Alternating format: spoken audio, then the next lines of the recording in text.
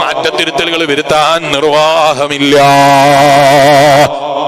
ഏതെങ്കിലും ഗ്രന്ഥം പോലെയാണോ ഖുർആൻ? അല്ല.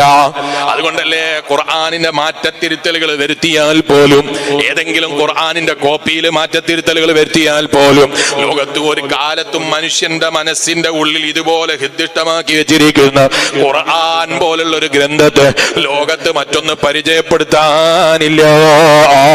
എന്തുകൊണ്ടാണ് എന്നറിയുമോ? ആ ഖുർആനിനെ ഖിയാമത്ത് നാൾ വരെ സംരക്ഷിക്കുമെന്നത് റബ്ബിന്റെ തീരുമാനമാണ്. അതുകൊണ്ട് തന്നെ എന്റെ വയല് കേൾക്കുന്ന വിശ്വാസികള് എന്തെങ്കിലും ആധുനിക യുഗം എന്ന പേരോ അല്ലെങ്കിൽ ടെക്നോളജിയോ ഐടിയോ പറഞ്ഞിട്ട് അള്ളാന്റെ ദീനിന്റെ നിയമം മാറ്റാമെന്ന് വിചാരിക്കുന്നവരുണ്ടെങ്കിൽ അവരോട് പറയട്ടെ, നിങ്ങൾ പഴഞ്ചനെന്നോ അല്ലാത്തതോ എന്ത് പേര് വിളിച്ചാലും നമ്മളെ മനസ്സിൽ വിഷമമില്ല. അത്തരം പേര് വിളിക്കുന്നവരോട് നമുക്ക് സഹതാപമേ ഉള്ളൂ. അവരോട് നമുക്ക് വെറുപ്പില്ല, അവരോട് സഹതാപം മാത്രമാണ്. ഇന്നത്തെ കാലം മാറുന്നതിനനുസരിച്ച് മാറ്റുന്ന ഖുർആൻ ഉണ്ടാകണമെന്ന് ആഗ്രഹിക്കുന്നവരോട് നമുക്ക് സഹതാപമേ ഉള്ളൂ. ഖിയാമത്ത് നാൾ വരെ സാധിക്കൂല. ഇതുപോലെയുള്ള ഒരുപാട് മുതഅല്ലിമീങ്ങൾ ഖുർആൻ മനപ്പാഠം പഠിച്ചോറ്, ഒരുപാട് ഹാഫിളീങ്ങളെ ലോകത്ത് അല്ലാഹു തആല നിലനിർത്തുന്നത് എന്തിനാണ്? ഈ ഖുർആനിനെ സംരക്ഷിക്കാനാണ്. ഇതുപോലെ ഹിദ്ദിഷ്ടമാക്കിയ ഒരു ഗ്രന്ഥത്തെ ലോകത്ത് വേറെ പരിചയപ്പെടുത്താനുണ്ടോ? ഇതുപോലെ മനപ്പാഠം പഠിച്ച ഒരു ഗ്രന്ഥത്തെ ലോകത്ത് വേറെ പറയാനുണ്ടോ? എന്തിനാണ് അല്ലാഹു തആല അങ്ങനെ ഒരു വഴി ഉണ്ടാക്കിയത്?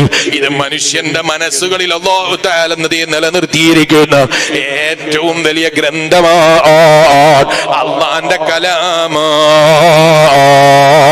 ഖറത്ത് ബിഹാ ഐനു ഖാരിഹാ ഫഖുൽതു ലഹു ലഖദ് ലഫിർത ബിഹബ്ലില്ലാഹി ഫഅതസിമീ.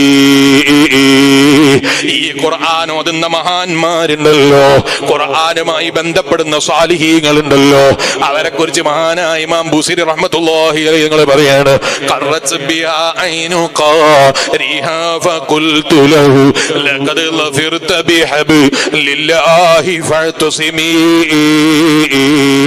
ആ ഖുർആൻ ഓതുന്ന മഹാന്മാരുണ്ടല്ലോ, അവരെ കണ്ണിനത് കുളിർമയാണ്. ആ ഖുർആൻ ഓത്തുകൊണ്ട് അവരെ കണ്ണുകൾക്ക് അല്ലാഹു വലിയ അനുഗ്രഹങ്ങൾ ചൊരിഞ്ഞിട്ടുണ്ട്. ലഖദ് ലഫിർത ബിഹബ്ലില്ലാഹി ഫഅതസിമീ. ആ ഖുർആൻ ഓതുന്ന മുഅ്മിനീങ്ങളുണ്ടല്ലോ, അവരോട് പറഞ്ഞേക്കണേ, ആ ഖുർആൻ കൊണ്ട് നിങ്ങൾ വിജയം കൈവരിച്ചു പോയി. അല്ലാഹുവിന്റെ ഹബലിനെ മുറുകെ പിടിച്ച് നിങ്ങൾ ഖുർആൻ കൊണ്ട് വിജയം കൈവരിച്ചു പോയി.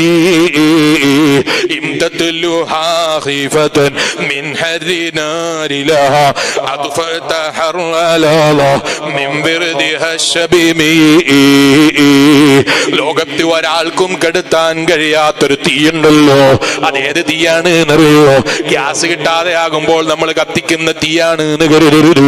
ഇതുവരെ തീയിന്റെ ചൂട് ചിലപ്പോൾ ഗ്യാസ് ആയതുകൊണ്ട് പുതിയ ജനറേഷൻ അനുഭവിച്ചിട്ടുണ്ടാകൂല.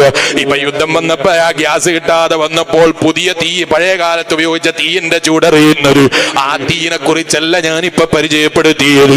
മഹാനായ ഇമാം ബുസീരി റഹ്മത്തുള്ളാഹി അലൈഹി നിങ്ങൾ പറയുന്നത്, ഇംതത്തുലുഹാ ഖീഫതൻ മിൻ ഹരിനാരിലല്ലാ.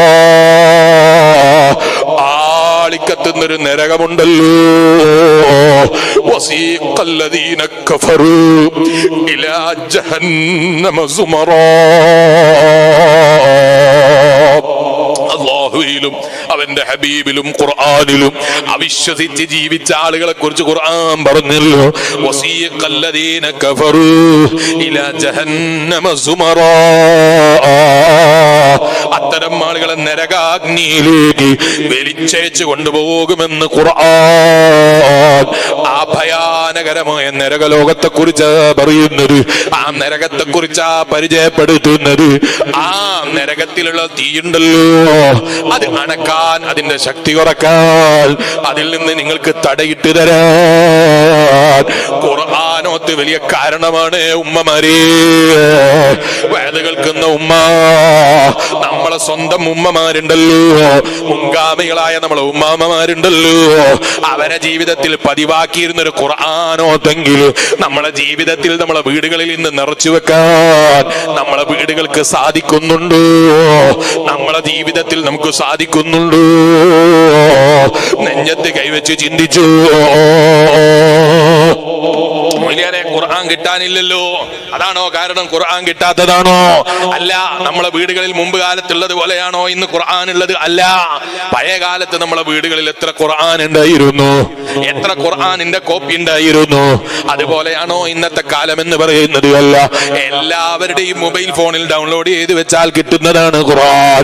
ഖുർആനിന്റെ കോപ്പികൾക്ക് കുറവില്ല, ഖുർആനിന്റെ എണ്ണത്തിന് കുറവില്ല. പക്ഷേ ഖുർആൻ എടുത്ത് ഓതുന്നവര് കുറഞ്ഞുപോയി, ഖുർആനുമായി ബന്ധപ്പെടുന്നവര് കുറഞ്ഞുപോയി.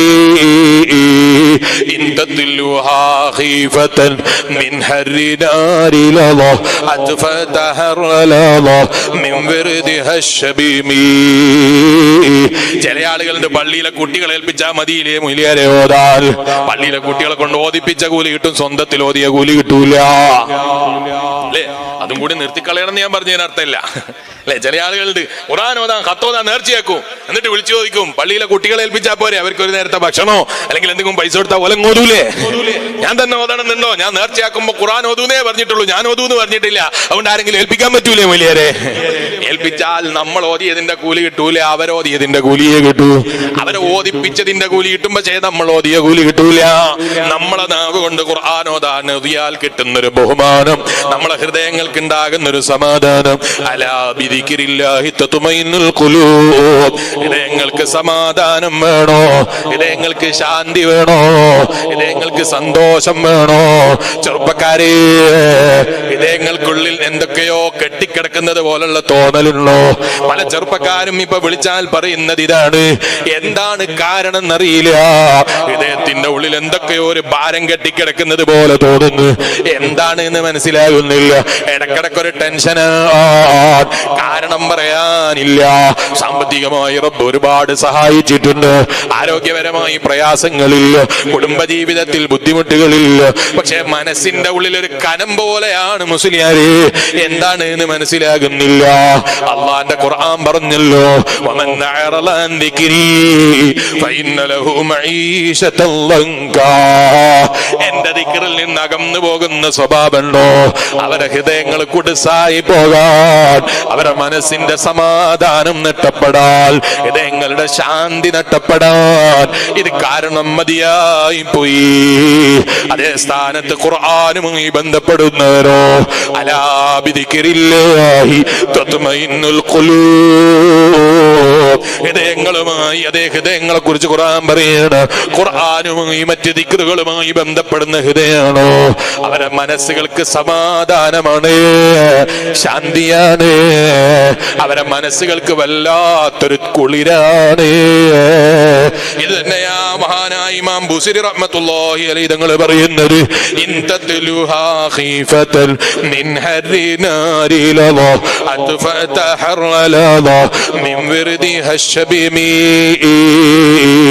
അങ്ങനെ ഖുർആനുമായി ബന്ധപ്പെടുന്ന ഹൃദയങ്ങളുണ്ടല്ലോ, ഖുർആനുമായി ബന്ധപ്പെടുന്ന മനസ്സുകളുണ്ടല്ലോ, അവർക്ക് നരകാഗ്നിയിൽ നിന്നൊരു തണല് കിട്ടാൻ, ഹൃദയത്തിന്റെ ചൂടുകൾക്ക് മാത്രമല്ല ശരീരത്തെ ചുട്ടുപൊള്ളിക്കാൻ വേണ്ടി റബ്ബൊരുക്കി വെച്ചിരിക്കുന്ന നരകാഗ്നി ഉണ്ടല്ലോ, ആ നരകാഗ്നിയുടെ തീയിന്റെ ശക്തിയിൽ നിന്ന് നിങ്ങൾക്ക് കാവൽ നൽകാൻ കഴിയുന്ന ഗ്രന്ഥമാണ് അല്ലാഹുവിന്റെ ഖുർആൻ.